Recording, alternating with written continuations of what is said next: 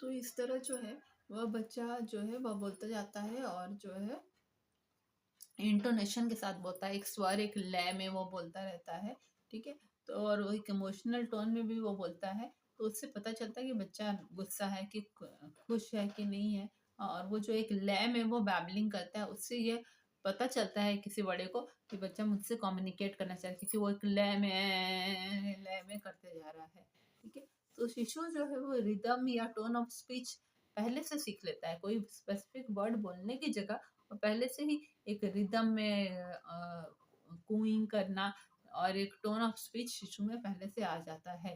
ठीक है, और वह ये भी जानता है कि एक राइजिंग पिच होता है, मतलब ऊंची आवाज में पहुंचा देना, ऊंचे स्वर में पहुंचाना, फिर उसे नीचे लाना।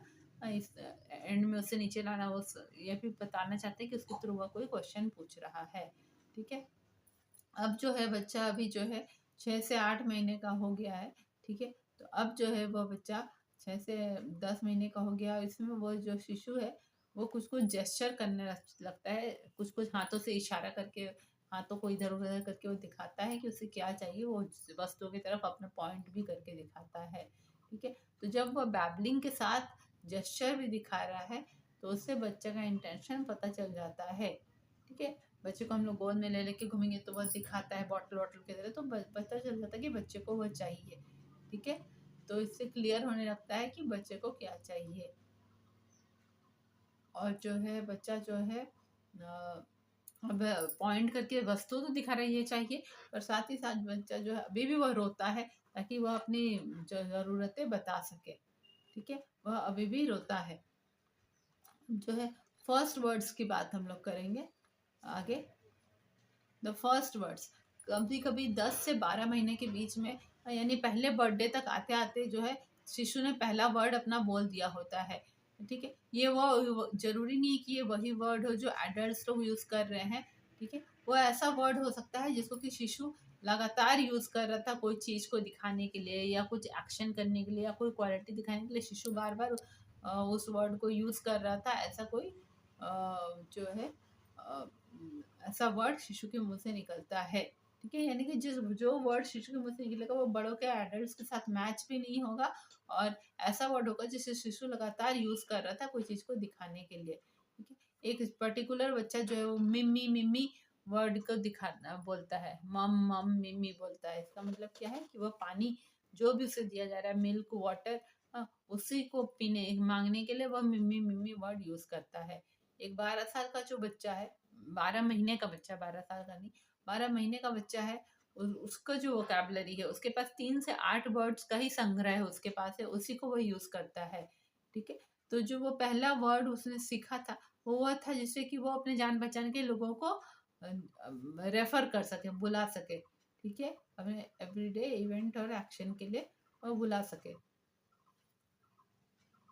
हर दिन वो क्या एक्शन कर रहा है, हर दिन क्या घटनाएं हो रही है, उसको करने के लिए, उसको बताने के लिए वो पहला वर्ड्स होगा। जैसे उसको नहाने ले नम नम नम, वो बोलेगा कि मैं नहाने जा रहा हूँ। ठीक है, तो ये सब पहला पहला वर्ड्स है जो वो सुनता है उन घटनाओं को जो वो रोज देख रहा है, उन वस्तुओं को जो वो रोज देख रहा है। ठीक है, जिसे वो लगातार देख रहा है या फिर उससे बात करते समय वो बड़े ने उस शब्द को बार बार यूज किया है। ठीक है, पहला पहला कॉमन वर्ड क्या होता है, मम्मा, बॉल, कम, बाय बाय, इस तरह का होता है वर्ड सब। ठीक है, अब जो है इन्फेंट जो शिशु जो है वो पहले सिर्फ स्वरों को अटर करता है, स्वरों की आवाज निकालता है। हाँ, और उन स्वरों की एक एक आवाज से ही वो पूरा सेंटेंस बोल देता है। वह जब बॉटल दिखाता है और बॉटल की तरफ पॉइंट करता है तो वो पूरा मीनिंग बता देता है कि हाँ उसे वह बॉटल चाहिए।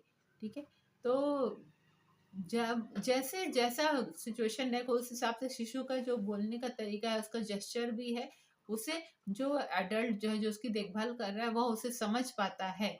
हाँ, शिशु पूरा ये नहीं बोल रहा कि मुझे वो बॉटल चाहिए, वो खाली बॉटल बोल के अपना पॉइंट फिंगर पॉइंट कर रहा है। हाँ, या मिम्मी मिम्मी बोल रहा है, इसका मतलब उसे मिल्क चाहिए। ठीक है, तो जब वह जो है जब वह शिशु अपनी मम्मी की साड़ी की तरफ दिखाता है और बोल रहा होता है मम्मी मम्मी, तो वो बताना चाहता है कि उसकी मम्मी की साड़ी है। ठीक है, तो यानी उसका सिर्फ एक ही वर्ड जो है वो पूरे सेंटेंस का मीनिंग को बता देता है।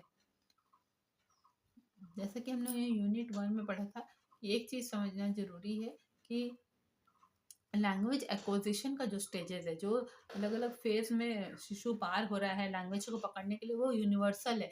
यानी सारे शिशुओं को उन्हीं फ़ेज़ेस के थ्रू होके पार होना होता है लैंग्वेज को पकड़ने के लिए, ठीक है?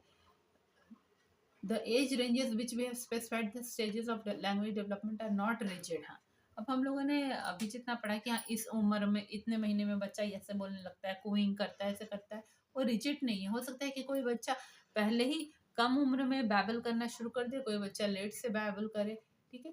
ये क्यों? क्योंकि एक स्टेज और दो स्टेज मिक्स हो जाते हैं। जब पहला बच्चा पहले स्टेज को पूरा भी कंप्लीट नहीं किया, तब तक तो उसमें दूसरा स्टेज भी आ जाता है, ओवरलैप कर जाते हैं दो स्टेज को। तो बच्चा उसी उम्र में बैबल भी करता है, कूं कूं भी कर रहा है, ठीक है, सेम एज में। इसी तरह जो है वो जब अपना पहला वर्ड्स बोल रहा है, तो जो है बच्चे ने अगर कुछ कुछ वर्ड बोलना शुरू किया तो वो बैबल करना भी शुरू कर देता है, ठीक है। अब जो है नॉर्मली हमने बताया इतने से इतने महीने में बच्चा ये करता है, पर कभी कभी जो है एवरेज एज भी किया जाता है कि हाँ, इन महीनों के बीच में बच्चा ऐसा करेगा, एवरेज एज भी बोला जाता है। एवरेज एज जब हम लोग कहते हैं कि पहला वर्ड जब बच्चा एवरेज किस एज में बोलता है, तो उसके पहले बर्थडे के आसपास बोलेगा।